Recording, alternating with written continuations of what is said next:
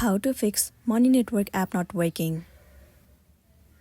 Well, one of the reasons might be your application is not up to date. In order to check it out, head over to your App Store. In the source bar, search for Money Network. Move into this application.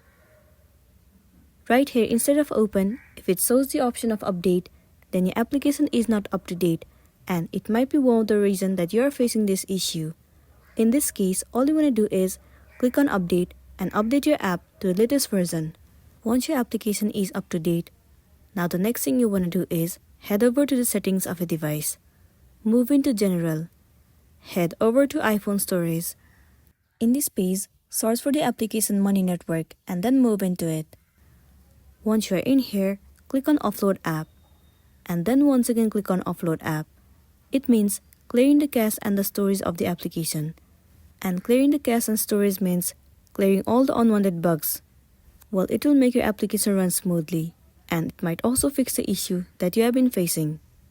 But if you are still facing the issue, then the next thing you want to do is uninstall the application and reinstall it again. Reinstalling the app will definitely fix it, and then you'll be good to go.